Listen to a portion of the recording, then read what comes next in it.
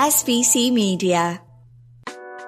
Welcome to the iGaming Daily Podcast, analysing the news from the betting and gaming industry all over the globe, supported by Optimove, the #1 CRM marketing solution for the iGaming market. The tribes may be California dreaming, but for the unregulated gaming space, last week was a California nightmare. Between a new bill targeting sweepstakes and a rumored attorney general opinion on the legality of fantasy sports, the Sunshine State is at DEFCON 1, and there could be an all-out legal war on the horizon. We've got all the juicy details on today's episode of iGaming Daily. iGaming Daily is brought to you by Optimove, the #1 CRM marketing solution for the iGaming market. I'm Jessica Welman, managing editor of SBC Media, and kids, I am riding solo today. Charlie Horner and Tom Nightingale are both on vacation, perhaps because they knew that we were going to have to talk about this, and they guessed that I was going to rant and rave, and instead, I have a platform to do it all by myself on this episode. So we've got a ton of stuff that happened in California last week, and I think we'll start with a topic that Charlie and I discussed on the previous podcast because we heard it was coming and we didn't really know the details, which is a California sweepstakes bill. It is Assembly Bill 831. It is backed by the California Nation's Indian Gaming Association, CNIGA, and it takes a lot of the same language as the New York bill in terms of prohibiting sweepstakes casinos. Before I get into the nitty-gritty of what is in the bill, just to kind of give you an idea of the state of play on it. Remember the Georgia Soapbox Derby bill that we love talking about so much? It's similar to that. There was a very simple language tweak bill that changed 2 words of tribal gaming law that passed through the Assembly and sits in the Senate now. As those of you may remember from the Georgia case, it is completely normal in these state legislatures to take bills that are kind of tangentially related to a topic, and if it doesn't pass on its own, they'll just glom it on to a different bill. So what it's done is AB 831 is now sweepstakes language that has been amended by a Senate committee and inserted in. So it's through the Assembly. The Senate needs to act on it. If the Senate were to pass it, it would have to go back to the Assembly for concurrence because it's nowhere close to the bill that the Assembly passed the first time. Now that you understand the nitty-gritty of it, let's get into what it actually entails. So I'm always one to say, how does it define sweeps? Here's how it defines it. The dual currency system of payment. And here's the exact language. Allows a person to play or participate with direct consideration, in parentheses, a playable token of game value that can be purchased or received through a bonus or promotion, or indirect consideration, in parentheses, a token of game value that may be exchanged for or used as a chance to win a prize, cash or cash equivalents, and which is provided free through a promotion, bonus, or with the purchase of a playable token of game value. I have thoughts.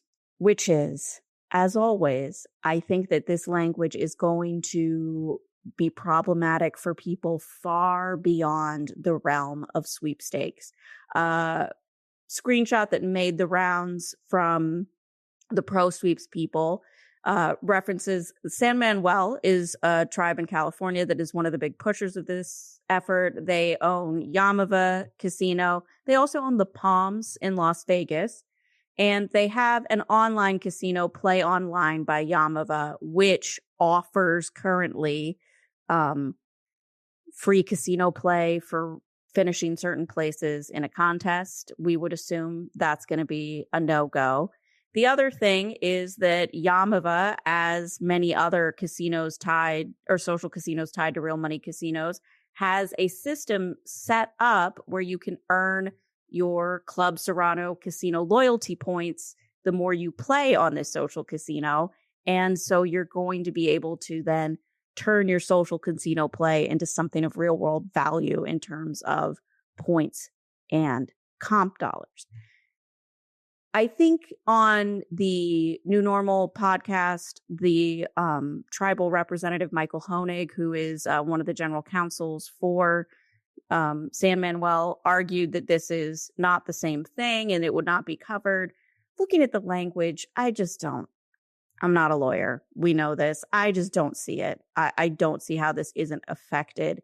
Also, when you think about a dual currency system of payment, we're always generally talking about like gold coins and sweeps coins, but just getting down to the fundamental definition of dual meaning two, paying cash to get social coins sure sounds like two currencies, which is a whole other thing to unpack that I'll wait until the guys come back on to actually go and do that.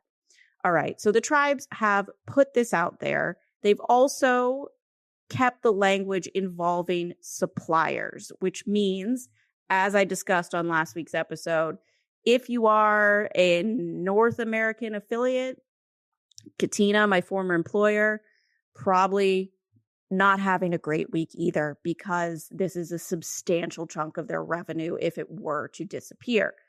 It also includes celebrity endorsers, which is a new one that did not make it into the language of the New York bill. So the likes of Ryan Seacrest, Paris Hilton, etc., would potentially be impacted here as well, and they would lose their deals for that state. I believe they both reside in California too, which makes this even trickier. All right, with that in mind, what's next for it? It seems like the tribes are putting all of their effort behind this. And on the New Normal podcast, the group speaking there, including James Siva, the chair of CNIGA, suggested that this bill does have legs and the ability to move.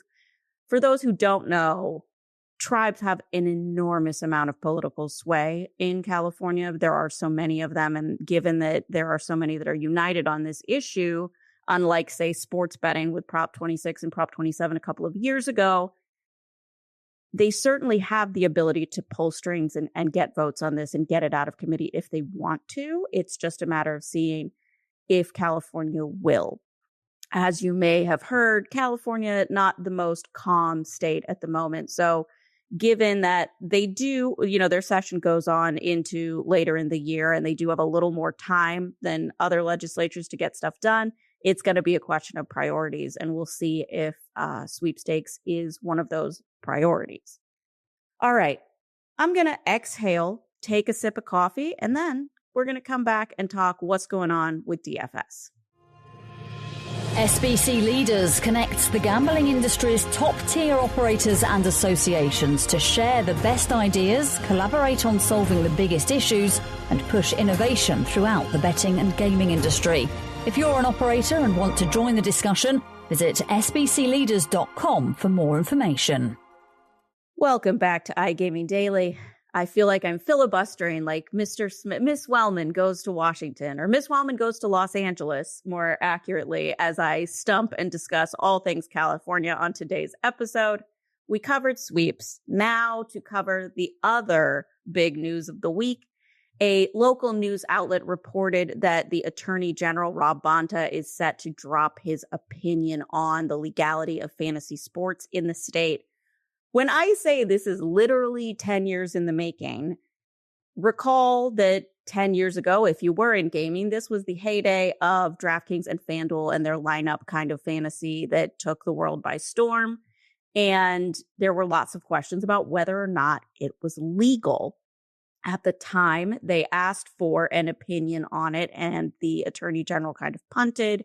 The Attorney Generals continued to punt, including former Vice President Kamala Harris. And then a couple of years ago, there was actually a request from a lawmaker to have the office issue its stance on fantasy sports, particularly whether DFS 2.0, this peer-to-peer or against the house kind of pick'em style fantasy, fell within the scope of gambling or not.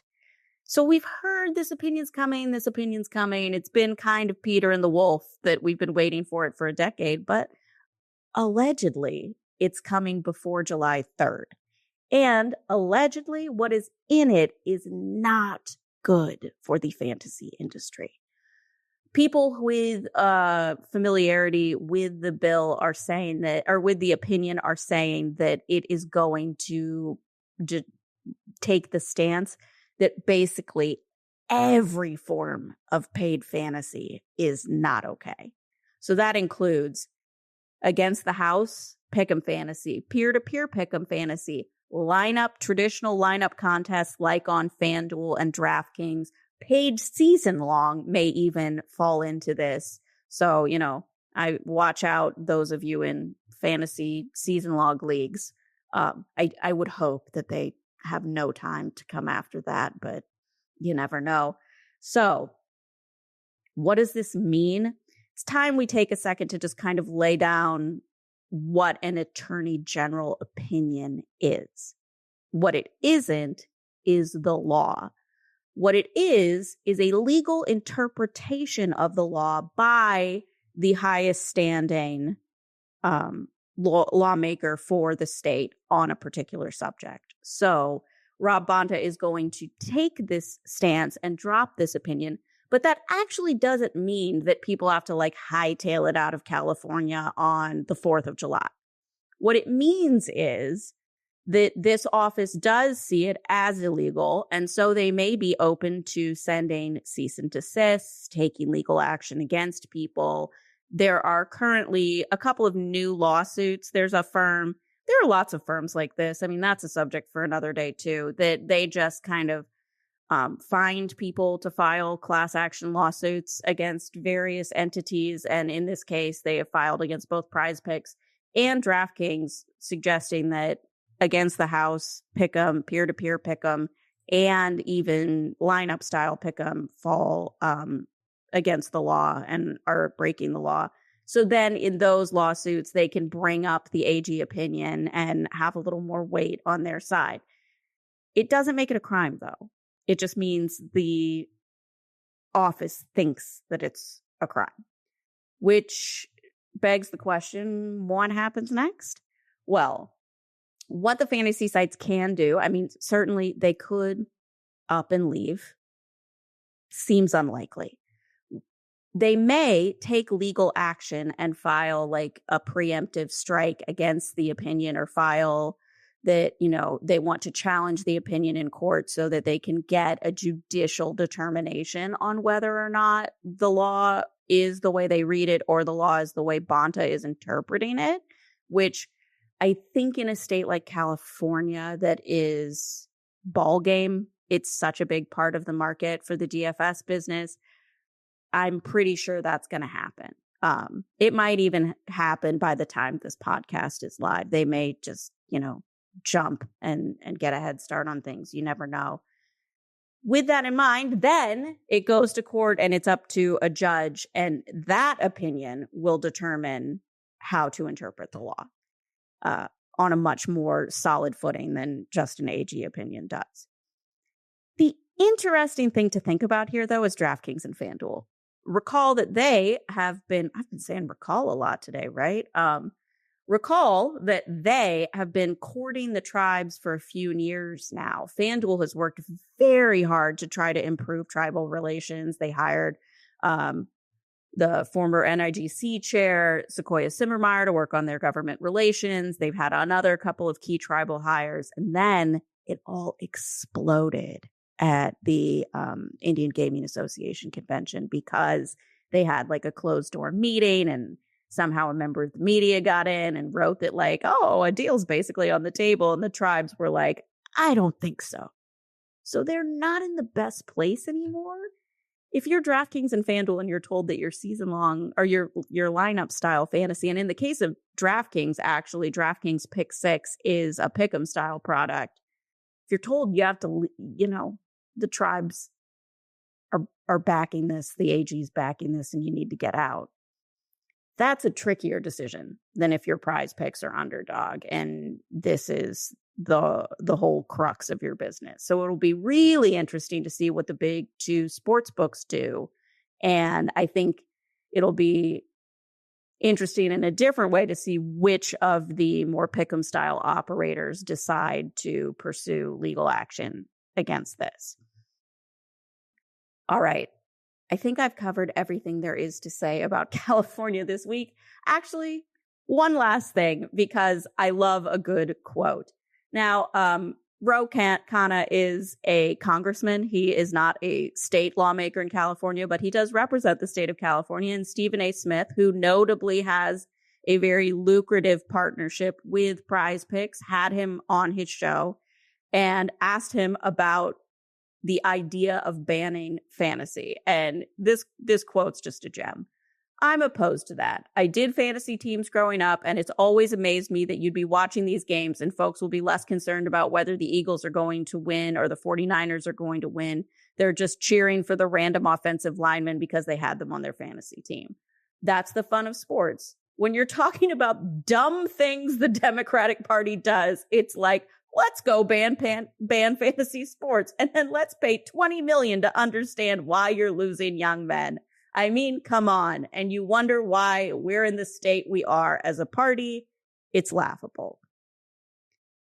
That's quite the take, and I am curious how much it resonates. He does have a lot of pull in California, and I am going to guess that the Fantasy Sports Coalition is going to blast this quote out to all of their customers and encourage all of their customers to reach out to the state that they really don't want the AG to be meddling in such an issue.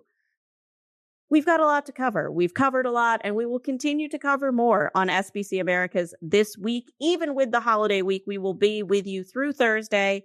And even if the fantasy opinion drops on the 4th of July, I will put down that hamburger and get to reading and writing. We will have it up for you, ready to read. So be sure to keep checking into SBC Americas this week. Keep checking into the entire network of SBC sites, and check back into iGaming Daily tomorrow and the next time I'm on, when I'm sure they won't let me have the mic solo again. Thank you for listening to today's iGaming Daily podcast, supported by Optimove, the #1 CRM marketing solution for the iGaming market.